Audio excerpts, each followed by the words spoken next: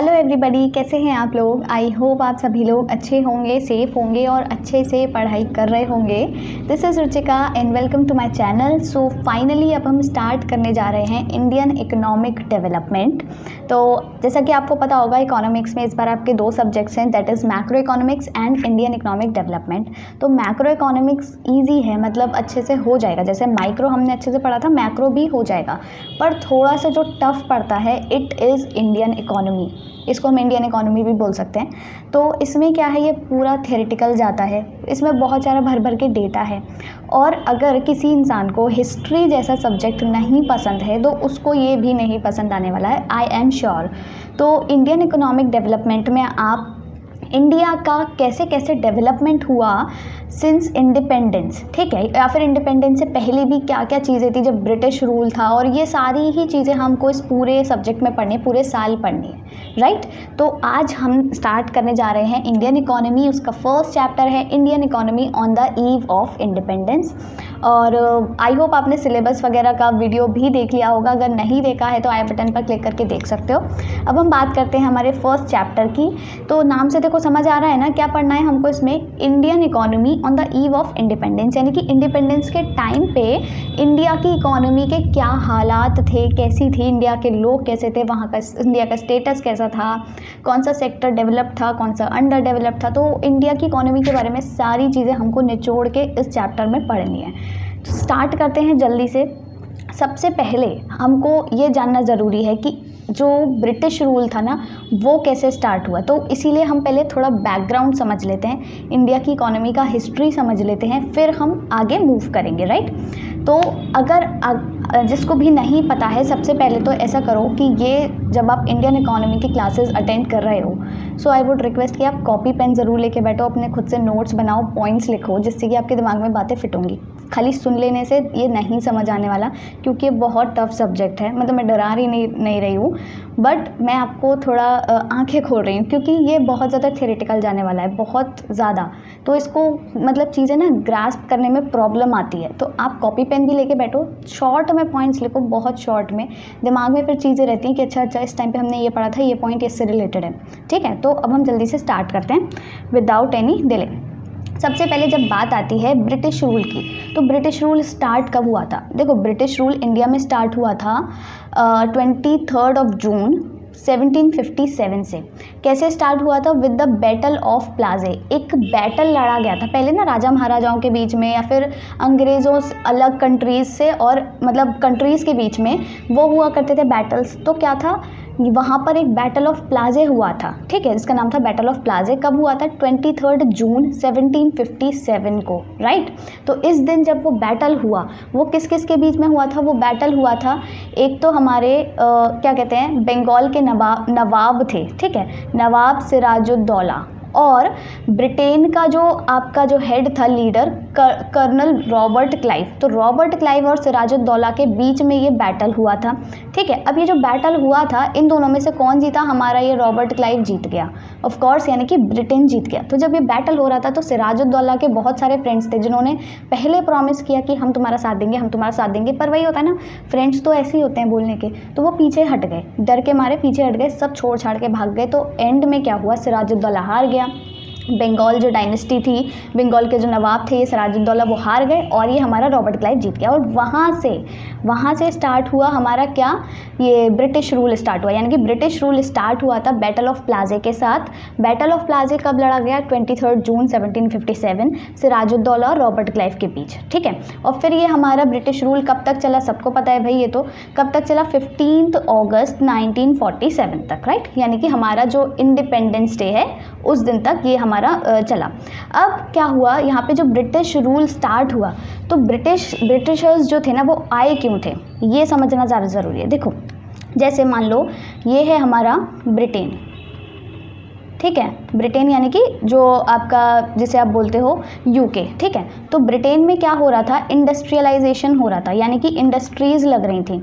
हमारे यहाँ तो इंडस्ट्रियलाइजेशन कब स्टार्ट हुआ है, हमारे यहाँ इंडिया में देखें तो इंडस्ट्रियलाइजेशन हुआ है 1990s के आसपास, ठीक है। पर वहाँ पे आप सोच रहे हो 1750s के आसपास ही इंडस्ट्रियलाइजेशन स्टार्ट हो गया था, यानी कि अराउंड 200 साल पहले। कितना डेवलप था ब्रिटेन, 200 साल पहले ही वहाँ कारखाने और इंडस्ट्रीज़ लगना स्टार्ट हो गई थी। अब जब यहाँ पे इंडस्ट्रीज़ लग रही हैं, यानी कि काम चालू है, बहुत ज़्यादा प्रोडक्शन हो रहा है, तो यहाँ के जो लोग हैं जो प्रोडक्शन कर रहे हैं, प्रोड्यूसर्स हैं, वो क्या करेंगे, यहाँ से अपना सारा सामान बनाएंगे। ये सब सामान बनाया, इसको जाके बाहर क्या करेंगे, सेल करेंगे। कहाँ पर, बाकी कंट्रीज़ में। अब जब इनको ये सारा काम करना था, प्रोडक्शन करके सामान बाहर बेचना था, कमाई करनी तो इसके लिए इनको चाहिए था raw material. Obviously raw material की ज़रूरत सबको पड़ती है, तो इन्होंने सोचा अब रॉ मटेरियल सस्ते में कहाँ से लाएं। तो इस रॉ मटेरियल के लिए इनको मिला हमारा प्यारा इंडिया।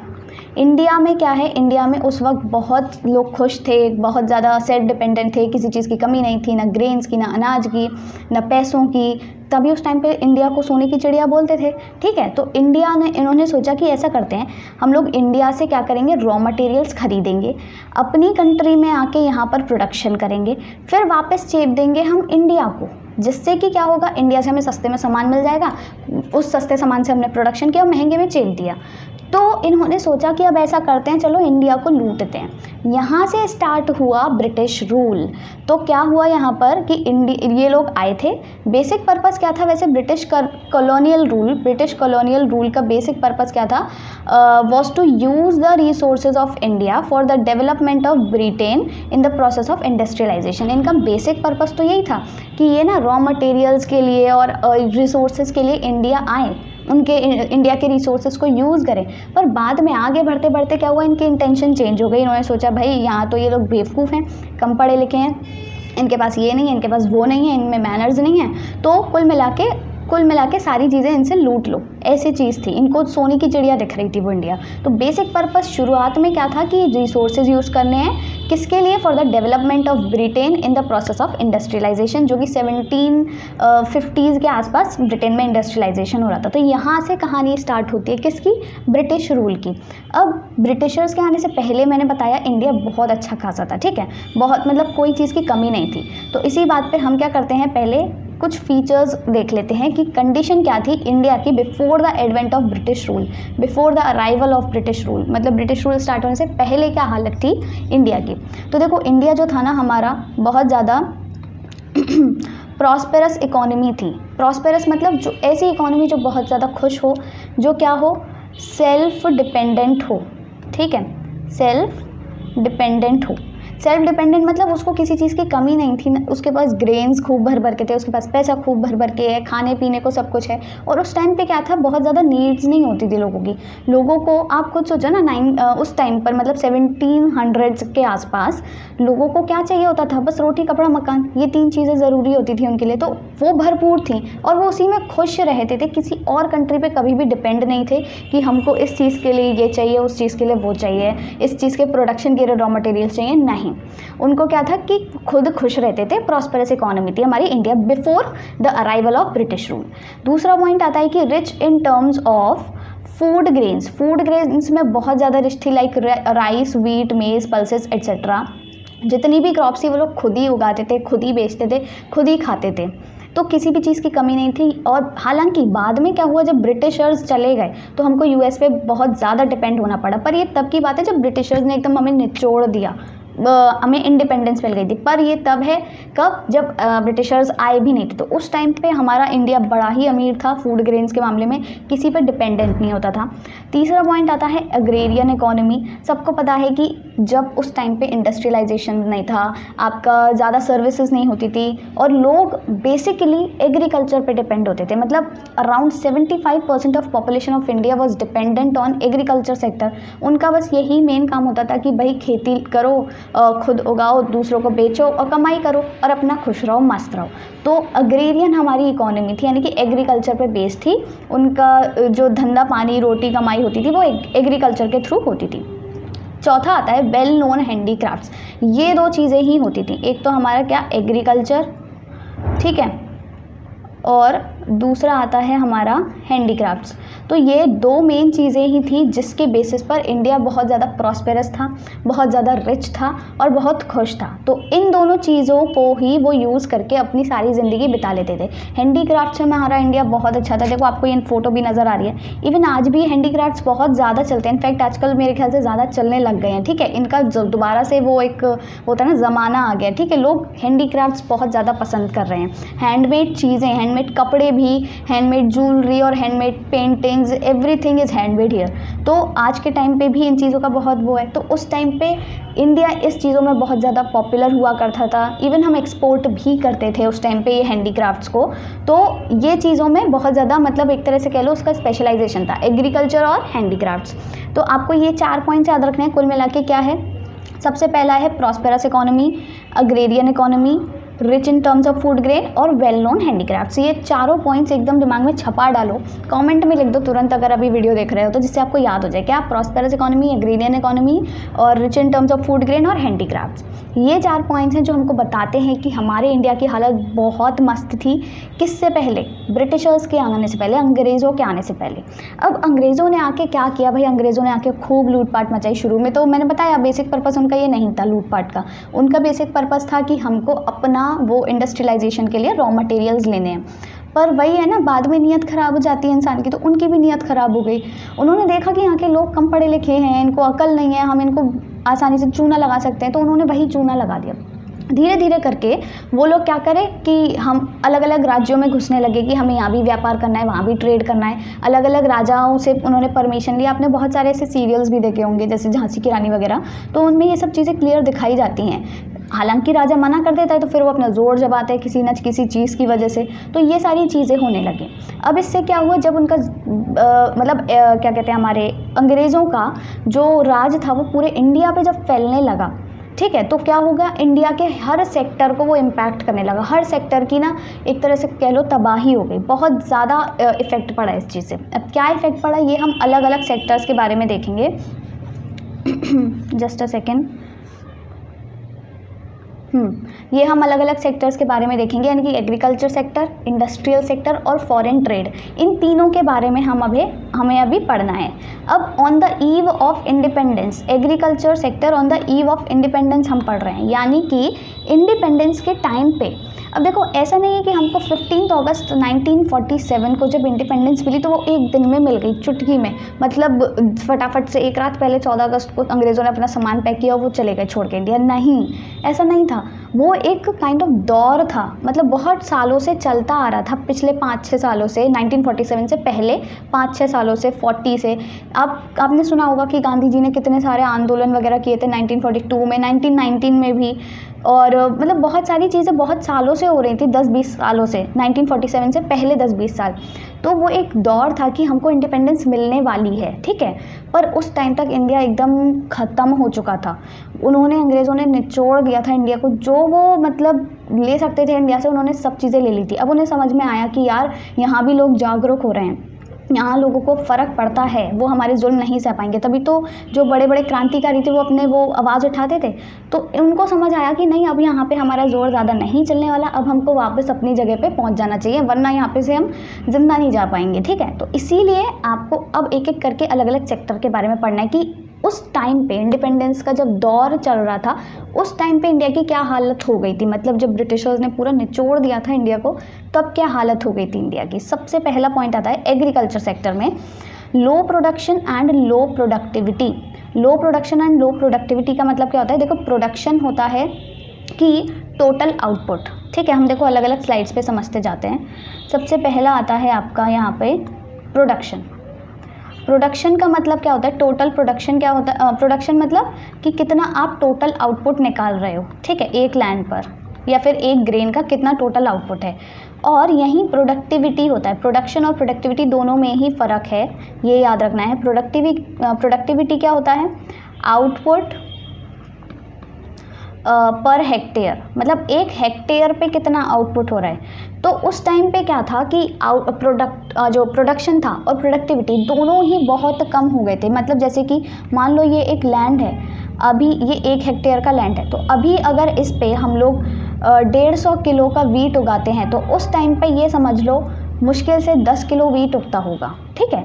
मतलब प्रोडक्शन इतना ज़्यादा लो था उस टाइम पे, प्रोडक्टिविटी इतनी ज़्यादा लो थी। और साथ ही साथ प्रॉब्लम क्या थी, ये इसका रीज़न क्या था प्रोडक्शन और प्रोडक्टिविटी लो होने का, क्योंकि फार्मर्स का इतना ज़्यादा शोषण हुआ था, इतना ज़्यादा एक्सप्लॉयटेशन हुआ था कि मतलब वो बिल्कुल ही एकदम लैंडलेस हो गए थे, उनके पास ज़मीनें तक नहीं बची थी, उनके पास खुद के घर नहीं बचे थे, वो कर्ज में डूबे हुए थे, है ना। आपने देखा होगा मूवीज़ में, सीरियल्स में, right.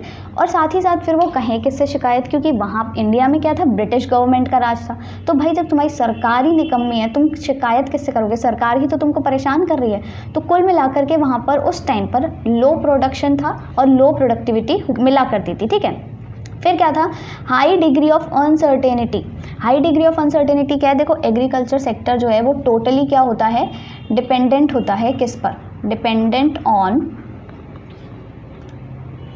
Natural forces, natural forces पर डिपेंडेंट है। अगर किसी किसान की फसल है, मान लो बहुत ज़्यादा बाढ़ आ जाए तो वो तबाह हो जाएगी, और मान लो बिल्कुल बारिश ना आए तो भी वो तबाह हो जाएगी। तो एग्रीकल्चर सेक्टर ऐसा ही है कि वो डिपेंड ही रहता है नेचुरल फोर्सेस पे। उसके लिए पानी प्रॉपर आपका environment, atmosphere is very important. तो उस टाइम पे क्या था, बहुत ज़्यादा अनसर्टेनिटी हुआ करती थी। और सबसे बड़ी बात ये कि वही अगेन गवर्नमेंट ने कोई आपके मतलब एक्शंस नहीं लिए, क्योंकि उनको कोई नहीं पड़ी थी, उनको तो अपना पैसा निकालना था। उन्हें नहीं मतलब था कि फार्मर्स की सिचुएशन क्या है, उनका एग्रीकल्चर सेक्टर क्या बिगड़ रहा है, एक्सप्लॉइट हो रहा है, उन्हें कोई मतलब नहीं था। उन्हें अपनी कमाई से मतलब हुआ करता था। तो उन्होंने कोई कदम नहीं उठाए, ना उन्होंने वेल्स बनवाए जो कि अभी हैं। अभी क्या होता है, किसानों के लिए वेल्स बने हुए हैं, कैनाल्स हैं, डैम्स हैं, जिससे कि अगर पानी की कमी पड़ती है तो वो पानी वहाँ से आ जाता है उनके लिए सिंचाई के लिए। पर उस टाइम पे अंग्रेज़ों ने कोई एक्शन नहीं लिया, कोई स्टेप्स नहीं लिए जिससे कि एग्रीकल्चर सेक्टर या फार्मर्स का जो स्टेटस है वो इम्प्रूव हो सके, राइट। फिर क्या था, डोमिनेंस ऑफ सब्सिस्टेंस फार्मिंग। अब ये सब्सिस्टेंस फार्मिंग क्या होती है जब हम बात करते हैं, देखो यहाँ पर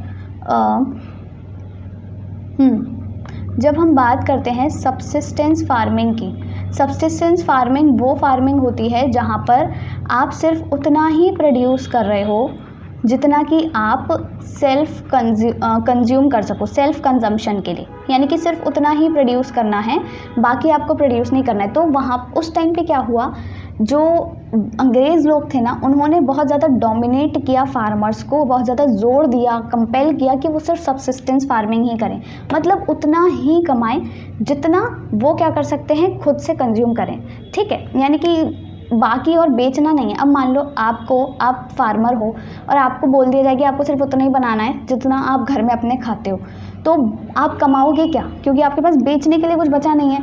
आप बचा कुचा बस खा ही रहे हो, जितना आप बना रहे हो उतना खा रहे हो, आपके पास बेचने के लिए कुछ है ही नहीं। तो इससे क्या हुआ, इससे क्रॉप्स की कमी, फूड ग्रेन्स की कमी आने लगी।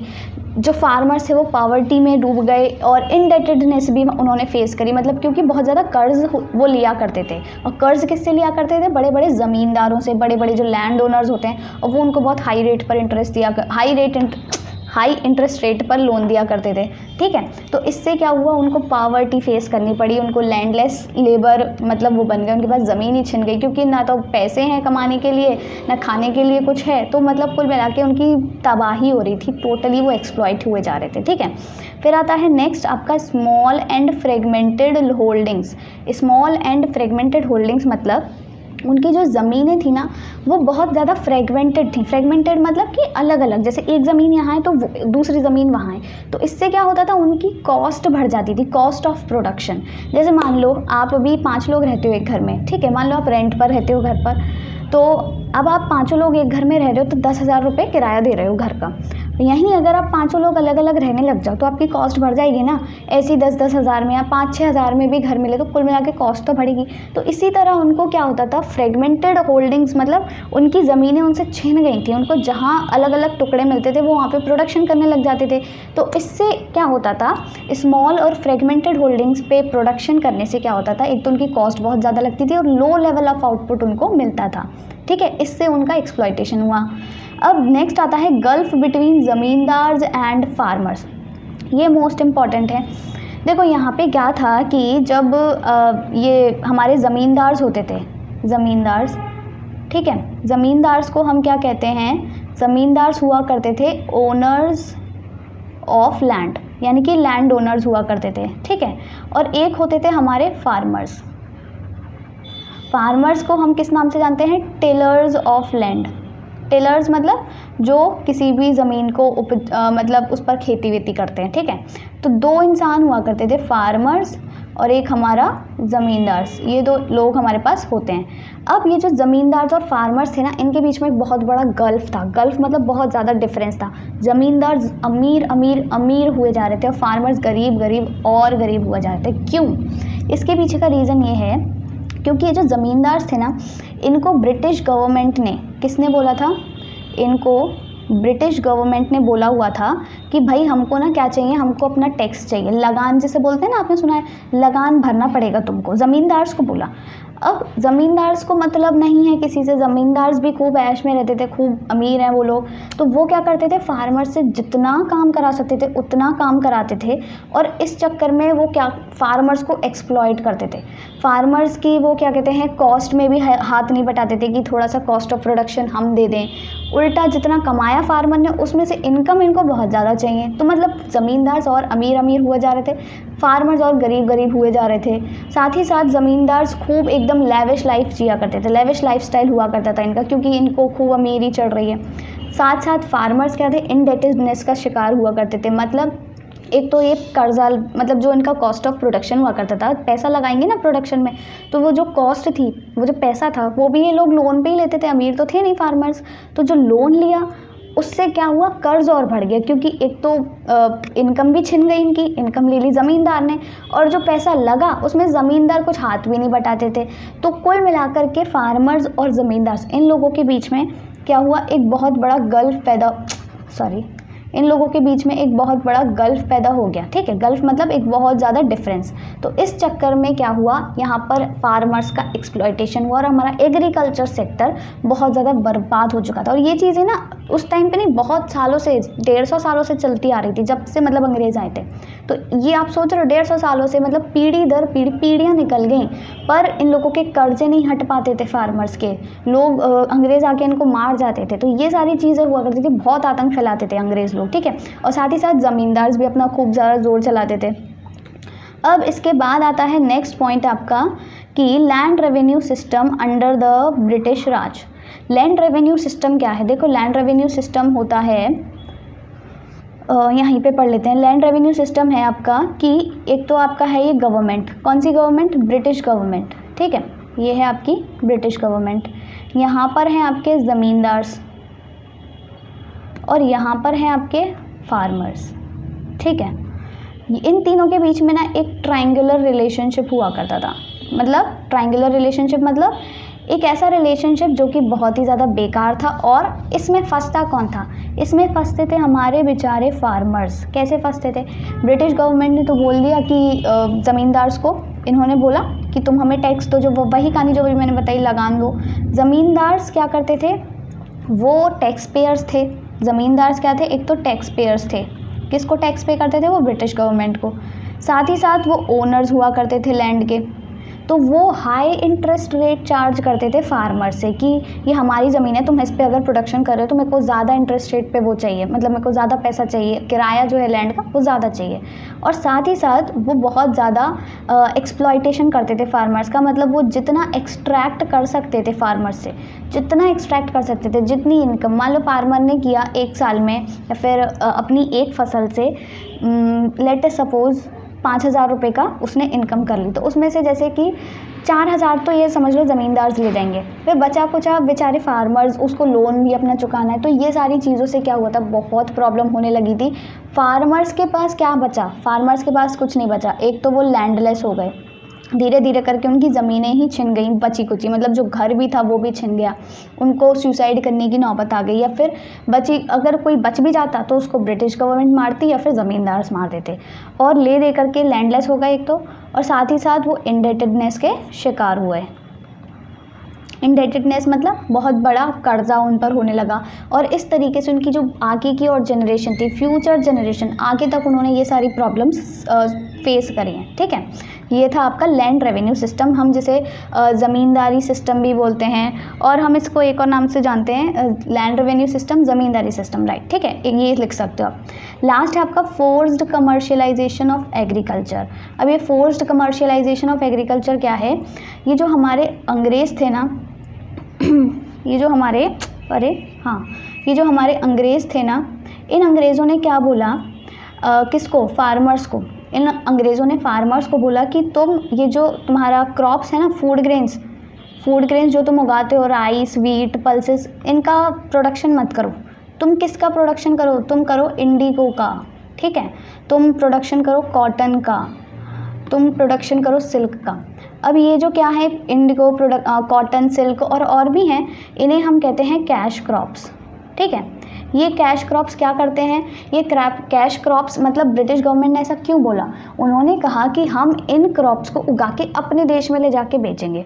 तो वो अब ये नहीं कि अपने देश में उगवाएं, वो हमसे उगवाते थे। हमसे बोला कि तुम अनाज अपना ये सब उगाना बंद करो, ठीक है, और ये सब चीज़ें उगाओ जिससे कि हम वहाँ पे ले जा कर के बेच सकें। तो एक तो इससे क्या हो गया, उनका फूड ग्रेन जो वो बना रहे थे वो कम पड़ गया। यानी कि अब मतलब पहले तो जब वो खुद से फूड ग्रेन बनाते थे तो वो खुद अपने घर में भी यूज़ करते थे सेल्फ कंजम्पशन के लिए, पर अब उनको दूर दूर शहरों में जाना पड़ता था खरीदने के लिए। ठीक है, क्योंकि उनके पास अब है ही नहीं फूड ग्रेन, वो उगा ही नहीं रहे, अब वो इंडिगो, कॉटन, सिल्क उगा रहे हैं। दूसरी चीज़, ये जो इंडिगो जैसी एक वो होती है फसल, इंडिगो से क्या होता है, इंडिगो से ना आपकी जो लैंड होती है ना बहुत ख़राब हो जाती है, उसकी फर्टिलिटी ख़राब हो जाती है एक बार इंडिगो बनाने के लिए। अब मान लो एक किसान ने एक बार इंडिगो उगा लिया दबाव में आके, तो उससे क्या होगा, उसकी ज़मीन ख़राब हो जाएगी, वो आगे कुछ नहीं कर सकता। और उस वक्त फार्मर्स इतने अमीर हुआ नहीं करते थे कि भाई वो और 50 ज़मीन खरीद लें और कहीं प्रोडक्शन कर लें। तो इससे क्या हुआ, कुल मिलाकर के ले दे करके, मतलब ये जो आपने जितने भी पॉइंट्स पढ़े हैं, ये सारे जितने भी पॉइंट्स पढ़े हैं, इन सब पॉइंट्स से समझ में क्या आता है? देखो यहाँ पे हम शॉर्ट में लिख लेते हैं हम सारी चीज़ें।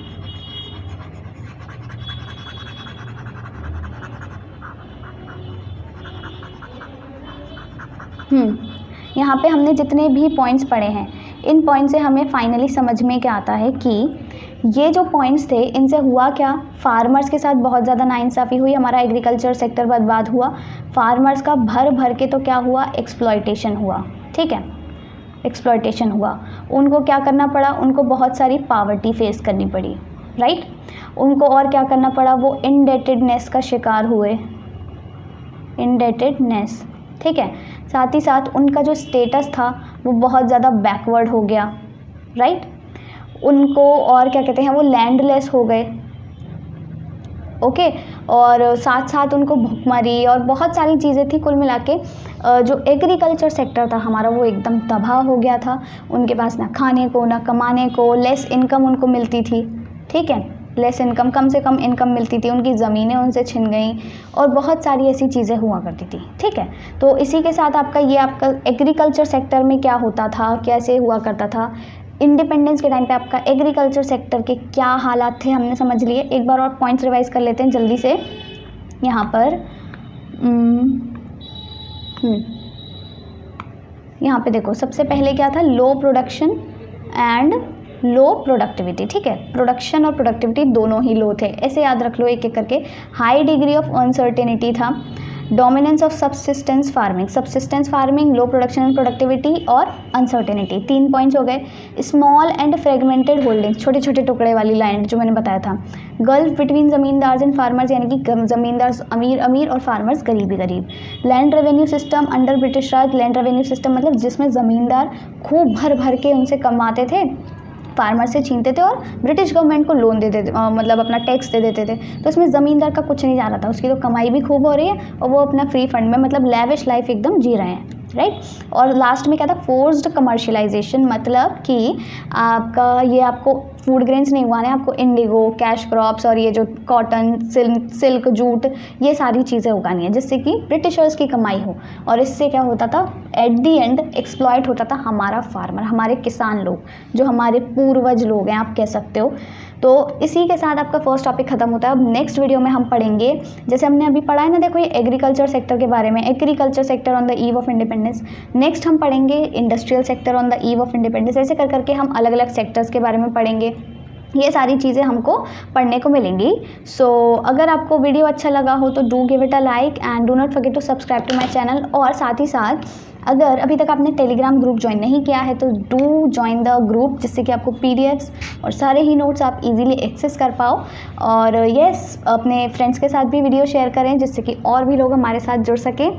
So thanks for watching and have a nice day.